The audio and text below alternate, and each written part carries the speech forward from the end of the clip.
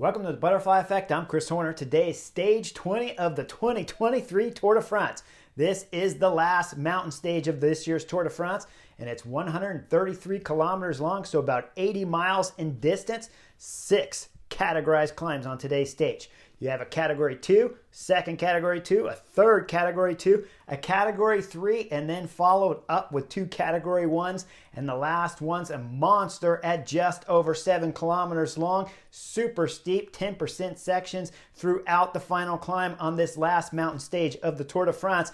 And then it's going to summit with about 7-8 kilometers to go, and it's still not flat. It really won't summit till about 5 kilometers to go, and then it'll drop down into a real technical twisty finish with a couple little bumps and a chicane going into the finish line. It's going to be a complicated stage, but you know at 133 kilometers long that the professional peloton is going to light up today's stage 20 of the Tour de France.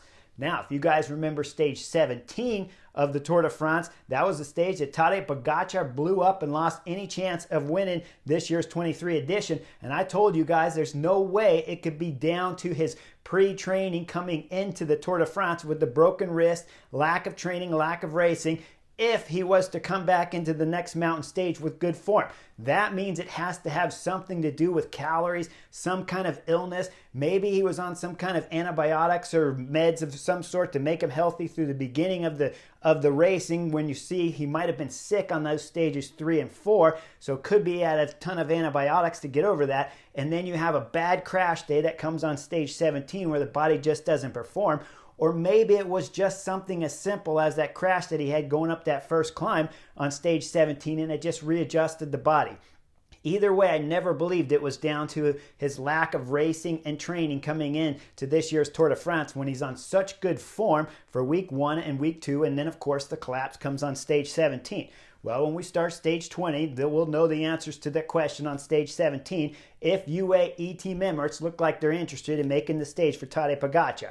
When we get into the neutral section and we see all the press around the buses before the stage starts, we see Mark Matteo there from FDJ. That's my old director sportif. He's getting all emotional there on camera because Thibaut Pinot is going to retire at the end of this year. And so this is going to be the Frenchman's last Tour de France. Why you'd be retiring at 33 years of age is beyond me, because I would run that for as long as I possibly could, because there is nothing funner to do than race your bike in the professional peloton, doing the biggest, best races in the world like the Tour de France. But you see Mark Matteo there, the manager for FDJ. He's all upset about it. And then we're going to get into the racing. The riders will roll out from the neutral zone, and once the racing starts, we see it's my man Victor Campenaerts and his teammate Debus. They're going up the road, and look at the third Lotto guy opening up the gap. Well, he's setting that up, and he's breaking the leash so the 2 riders up front can start soloing here early in this stage 20 of the Tour de France. Peloton goes curb to curb. Victor Campenaerts and Debus are going full gas. Now, Jasper Debus, he's not a full-time climber. His MO right here is to go as hard as he possibly can into the first categorized climb, and he's going to try to get Victor Campenaerts a bit of a gap on the peloton. We see the peloton going curb to curb because they're not really worried about the 2 riders from Lotto Destiny going up the road because both of them aren't pure climbers, and Debus certainly is no climber at all. So they know they just got Victor Campenaerts up there. We'll see Lidl Truck get on the front and they'll start driving it. What are they thinking right here? Well, they got the KOM jersey and they need maximum points early in the KOM stage here of stage 20 of the Tour de France, because Ciccone probably won't be there at the finish on the last mountain stage where he can fight against Jonas Vingegaard and Felix Gall going up the last climb where the points are worth so much on the Category 1. So Lidl Trek have to do everything they can to bring back the 2 Trek riders up front. Otherwise, they're going to lose precious points. That's why you see their flatlanders on the front pulling 100% for Ciccone. They're driving it in. When we start the first categorized climb, we'll see Debus. He'll drop off right there off of my man Victor Campenaerts. Now Campenaerts is going solo. You see the sweat dripping on his nose, and this is the first categorized climb on stage 20.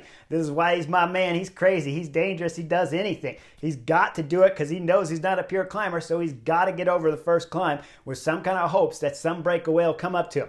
Well, we see back there, Trek-Segafredo, they bring it in with their classic guys. Once the climb starts proper, this is where Ciccone and Trek-Segafredo have to be really smart with their tactics. We'll see some tacks from Total Energy and EF Education, and each time Ciccone, along with Skillmos and Juan Lopez, have to do a great job of bringing everything back for Ciccone to be able to win. They cover those attacks marvelously. They're racing tactically very intelligent here on the last mountain stage of the Tour de France. Then we see Mads Pedersen start controlling the whole peloton. Now they brought back my man Victor Campenaerts about halfway up this climb. So with everything under control, we're coming into about 800 meters to go, and the top of the KOM starts to flatten out. Look at the flags blowing across the road there. It's Mads Pedersen, the ex-road world champion, on the front. We see Ciccone sitting third, fourth wheel there behind his lead-out man. This is helping him out 100%, having Mads Pedersen do most of the work coming up this climb and now keeping it all together so no one can attack. Remember, doesn't matter if guys attack and you bring them back. If they steal the KOM points and you bring them back later, Ciccone gets nothing. So Mads Pedersen does an excellent job, brings it all the way up to the KOM. Peloton Compacto here, and then Ciccone's going to throw an attack and he's going to grab maximum points on the first KOM.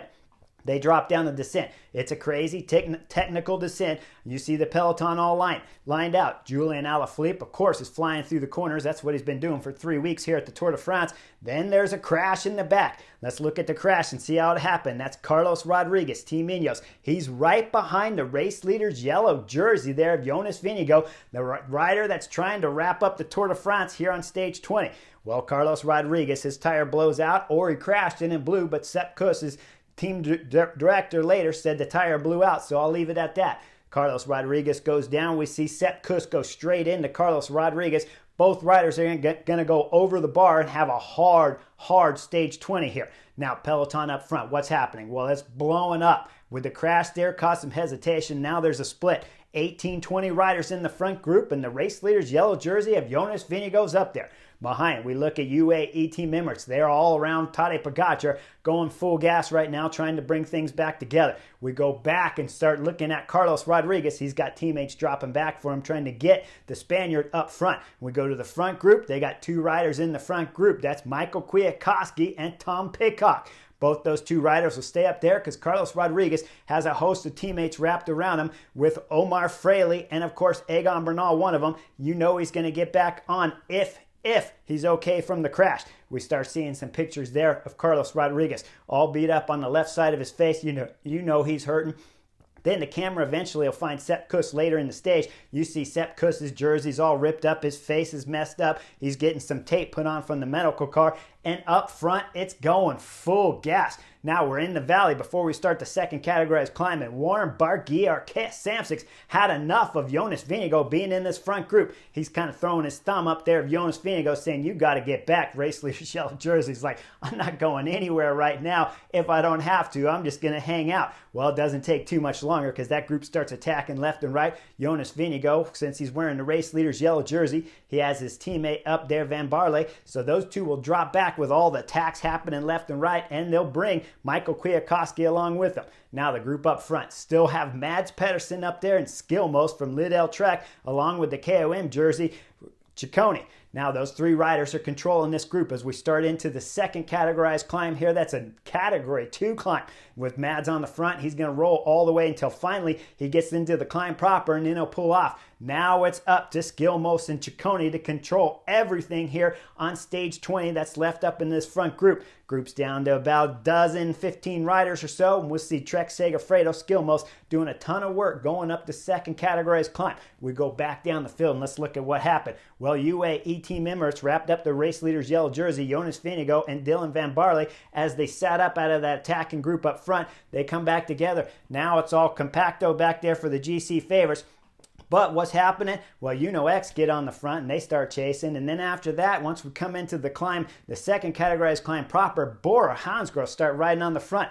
Guys, what are you guys doing? You backed the film up all the way to the first categorized climb when you saw Matteo Trentin working up there with Mads Pedersen, keeping the peloton all together. You know the MO of UAE team members. They want to win today's stage, right? They're still hurting from that stage 17 where Tadej Pogačar lost this year's Tour de France.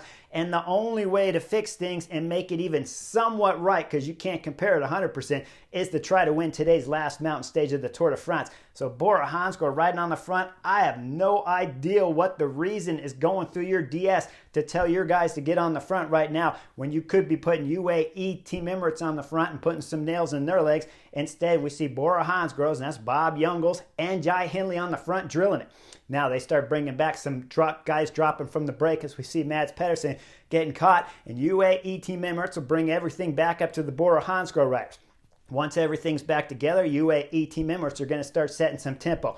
Up front, we see Ciccone take maximum points here on this next second categorized climb here in the stage 20. Once they go over the top, we'll drop down the backside, and then things start getting interesting because Stefan Kuhn and Jan Izagirre are caught in the middle. They'll back off the throttle a little bit because we got two more FDJ riders coming from behind. That's Valentin Madouas and Thibaut Pinot on his last mountain stage of the Tour de France. He's got some company with Chris Harper and a few other riders mixed up in there. Then they'll bomb down with Stefan Kuhn just drilling it on the front 100%. They start the third categorized climb here at stage 20. We see up front still Trek-Segafredo, Skilmos, and Ciccone are doing a lot of work. They got some help, of course, but Skilmos is putting on a show here on stage 20, trying to protect the race leader's KOM jersey of Ciccone. Now, while they're driving it up there, look what's happening behind. Well, we had Valentin Madouas and Stefan Kuhn going full gas into this third categorized climb. Now we're getting close to the finish here with about 700 meters to go. We're going to see Thibaut Pinot light up his teammate Valentin Madouas.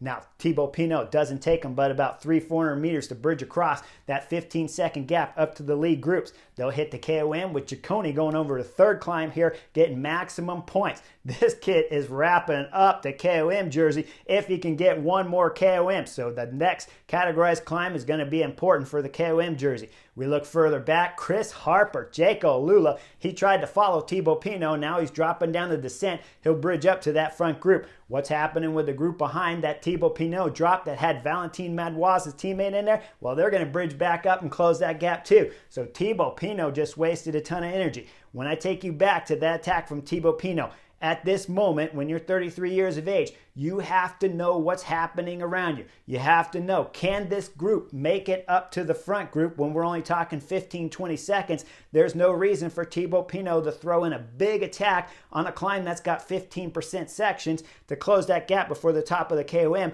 If the group you're with can already close it together, you can save some energy, go over the top, go down the descent with Valentin Madouas, your FDJ teammate, doing a ton of work down the descent. Then you guys all come back together for the fourth categorized climb here at the Tour de France. Well, like I said, everything came back together, but you had Thibaut Pinot pulling, you had the group in front of him pulling, you had Chris Harper pulling to come solo, and then you had Valentin Madouas back there pulling too. So we get into the fourth categorized climb here with about 10 riders in the front group. We look back at the GC group. It's UAE Team Emirates. They're holding these guys at about a minute gap. It's Bjerg. Bjerg is doing some major work on the front here of the Tour de France for UAE Team Emirates, Tadej Pogačar, to try to win today's stage 20. Go back up to the front group of 10. They're coming up to the KOM. Ciccone gonna explode out of the group of 10 and start celebrating even before he grabs maximum points. Comes across the line and he knows he's won this year's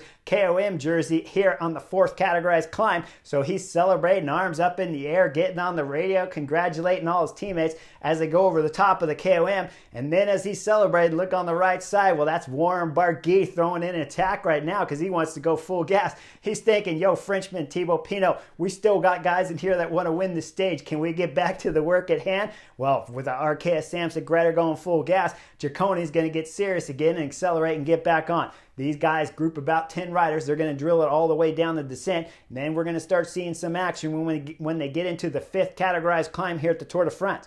As they're going up the climb proper, we're going to see guys dropping out the back left and right. First to go is going to be Skilmos drop. He's going to be followed by Rigoberto Urán, Van Gils. Harper's getting dropped with those guys. Kevin Vermarque's getting dropped. And then we see Ciccone. Ciccone in the KOM jerseys coming out the back. He's going to get dropped a little bit, and then he's going to fight to get back on. When the cameras come back up, we see it's Valentin Madouas, FDJ, that's drilling it. Once he pulls off the front, Arkea Samsic, Warren Barguil is going to do some work. And then Thibaut Pinot is going to rotate through with these guys.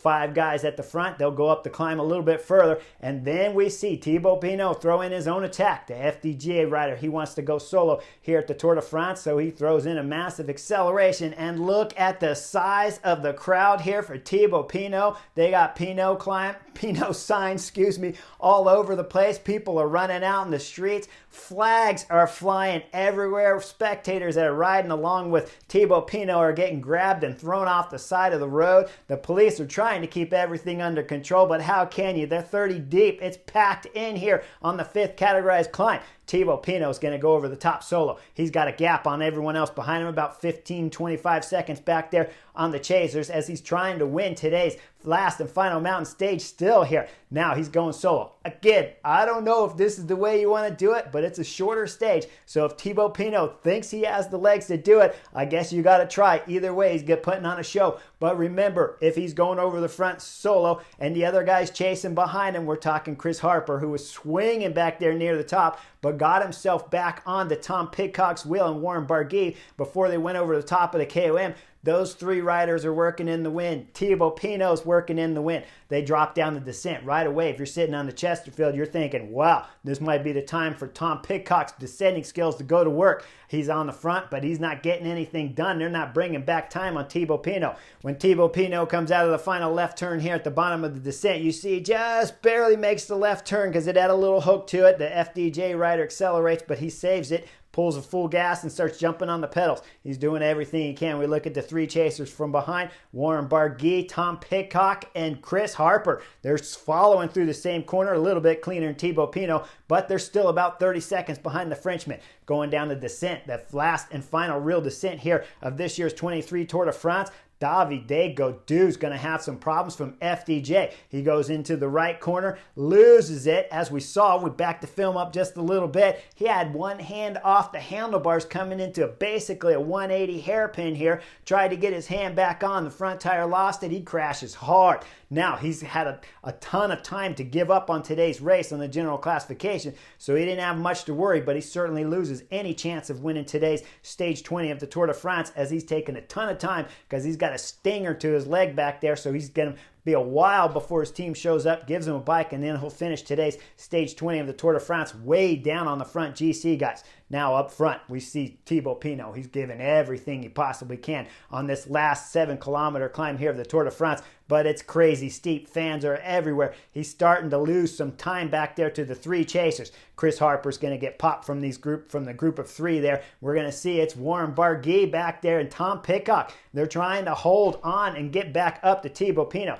When we look at the GC favorites, they come out. There's only about 15-20 guys back there in the GC group as UAE team members had just drilled it from climb after climb, making it smaller and smaller. And if I back the film up to the 5th categorized climb here at the Tour de France, we see it was Wilco Kelderman that started that descent with Jonas Vingegaard on his wheel. And those were the only 2 Jumbo-Visma riders left because Sepp Kuss was having a bad day and got dropped on one of the earlier climbs. But Carlos Rodriguez from Ineos, even though he's beaten and battered from that crash going down the first descent, he's still in this front group. Jai Hindley's still there. And Tobias Johannesson is in this front group, doing a show of display and force here. UAE team members have Rafael Maica, and he's going to start getting on the front and really drilling it up this final climb. Now, they're only going to be about 2 kilometers into this climb. Rafael Maica is going to do his last pull, and then Tadej Pogačar is going to throw in an acceleration. Tadej Pogačar, the Slovenian, throws massive power to the pedals, and he's got Jonas Vingegaard locked onto his wheel. But look just behind Jonas Vingegaard. That's Felix Gall from AG2R. Where's he at? Well, he started at this last climb at the back of this group of about 15 riders, so he's got to do a big acceleration through those guys. Then he's going to bridge up because Tadej Pogačar and Jonas Vingegaard, they're going to look at each other 100% because Jonas Vingegaard won't come through and pull with Tadej Pogačar. As they start to slow, you see both riders with about 5 kilometers to go on this climb. They're both going to look backwards, and when they do, Felix Gall comes flying around the right side. The AG2R rider, he wants a shot at winning today's final mountain stage so he can get another stage victory here at the Tour de France. He's going full gas at the front. You see Jonas Vingegaard slot directly on the AG2R rider's wheel, and then Tadej Pogačar is right there. These guys are going to go full gas. They're going to come up to Warren Barguil and to Thibaut Pinot, who got caught. We start seeing with the acceleration from Felix Gall up there, AG2R, that Thibaut Pinot and Warren Barguil are starting to fall off about 1 second apart from each other.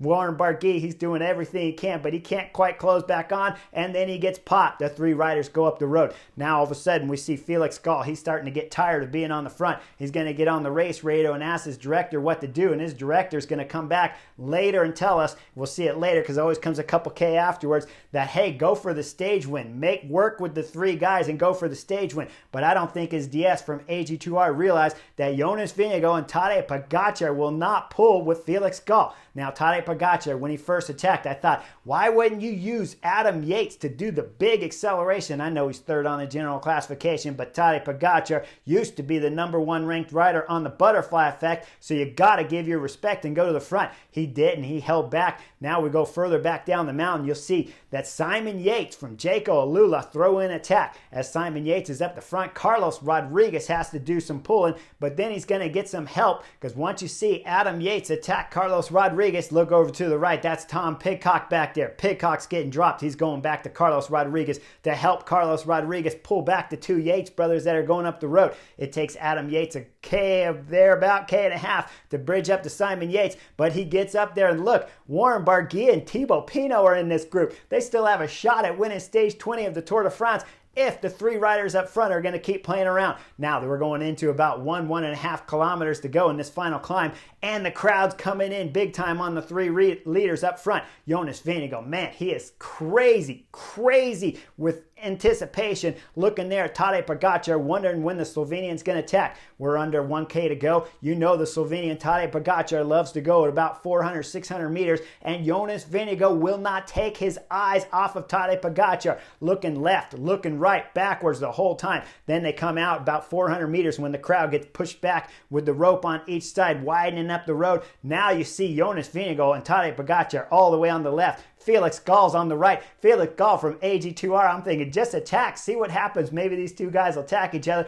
Maybe Felix Gall's just too tired. I don't know what it is, but Felix Gall's holding back, and the other two guys are looking at each other nonstop. They'll go over the top of the final KOM with 8.2 kilometers left. Felix Gall's going across, Tadej Pogačar, Jonas Vingegaard, three guys, but they're still not working together. Now, Jonas Vingegaard, he's got reason here to start pulling. I'm thinking as I'm sitting on the Chesterfield, Tadej Pogačar is the fastest guy. Maybe if you're pulling, you hold off the group behind, then you sit on for the last K and a half of today's stage, see what happens and how it plays out. I don't know, but he's in a predicament if he wants to win the stage. If he wants to win the race leader's yellow jersey, it's simple. You got it wrapped up. Just pull into the finish. No one can crash you. You lose today's stage, but you win the 2023 Tour de France. The three riders, we'll see Felix Gall. He's going to look over there at Jonas Vingegaard, and he's going to have some talks with him, and then Jonas Vingegaard is going to start pulling. Felix Gall takes some pull too, but he's looking backwards over his shoulder because what's happening? Well, going up the final climb just near the top, Simon Yates, Adam Yates, they drop Thibaut Pinot and Warren Barguil, who are going over the top of the climb just behind. Now Simon is pulling along with Adam Yates big time. They're going full gas. I think on the race radio, if I understood it correctly, Adam Yates is yelling, he's coming, wait. Tadej Pogačar is up the road. He's sitting on this group of three because he knows he's got Adam Yates coming. This tactically was fantastic here from UAE team Emirates Tadej Pogačar to wait for Adam Yates. If you wait, Adam Yates comes to the front, you know he's going to pull all the way into the finish. Tadej Pogačar is the fastest rider here if they can get him into a safe place without having to cover any attacks. So as we see that Simon Yates and Adam Yates coming back up to the group here. Adam Yates goes straight to the front with under 4 kilometers to go. He's pulling big time. 3K to go. Simon Yates throws in attack. Adam Yates can't cover it, but Tadej Pogačar can. He closes up onto the Yates brothers wheel there in second place, and then Simon Yates pulls off. Then we're going to see Adam Yates come back up the left side. He's going to take over with about 2.5 kilometers to go here in stage 20. We back the film up. Warren Barguil back there along with Thibaut Pinot got together over the climb, but they cannot catch the front group here of favorites. We go further behind them. Oh man, it's Carlos Rodriguez. Man, is he putting on a show here of display right in the front. He's got Jai Hindley on his wheel, and Tobias Johannesson Madison's still there. Rafael Manka found a way to come up. Thomas Pidcock was there going over the top of KOM, but he had just fallen off on the last little bump. So we got every group here chasing each other, trying to win the stage, only separated by about 30 seconds to 50 seconds here on today's final stage 20 of the mountain stages of the Tour de France. Now with Adam Yates on front pulling, he's going to go all the way into about 250 meters to go, and then there's a little chicane.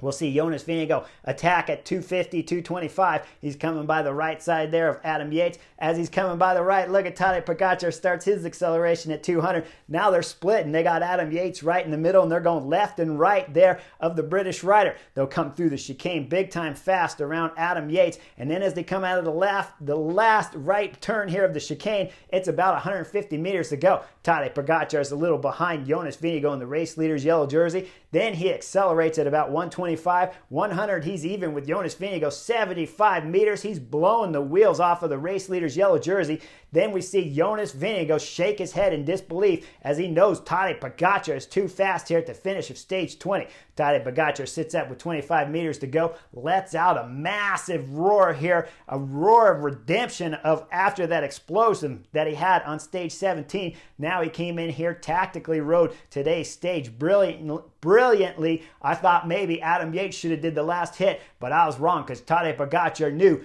if he can't get away from Jonas Vingegaard and everyone with that first attack on the final climb with 5K to go, he had to sit up, back off the gas, sit on Jonas Vingegaard, and have Adam Yates come back and lead him out, which he did spectacularly. Behind Tadej Pogačar, second on the stage, Felix Gall. After Jonas Vingegaard finishes third on the stage, he sat up just a little bit, and Felix Gall got second to round out the top 3 podium places here on stage 20. The general classification mixed up all over the place. Jonas Vingegaard still wearing the race leader's yellow jersey. Tadej Pogačar still second. Adam Yates is still third. But Simon Yates moves into fourth on the general classification because Carlos Rodriguez, hurting from that crash, opened up too much of a gap, so he'll move back into fifth.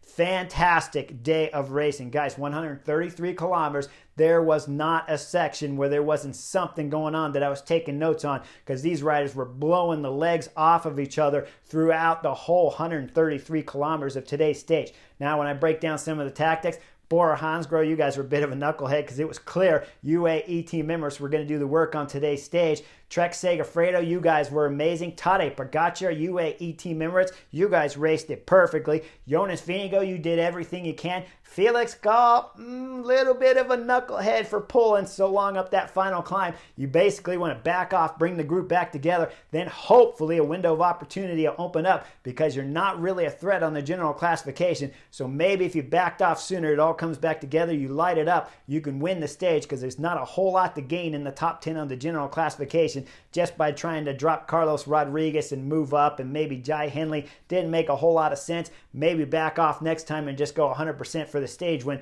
because top 10, if you're going to move in the podium, maybe, but if not, go for the stage victory, I think. So a little bit of a knucklehead move there, but it was a very technical situation, and you had to know exactly what your objectives were at that moment. Either way, fantastic racing here on stage 20, the last final mountain stage of the Tour de France. Like and subscribe. Tomorrow's the Shams. We got to believe it's going to be a magnificent field sprint to round out what has been nothing other than stellar of a 2023 Tour de France so far. Like and subscribe. I'll see you guys on the next edition real soon.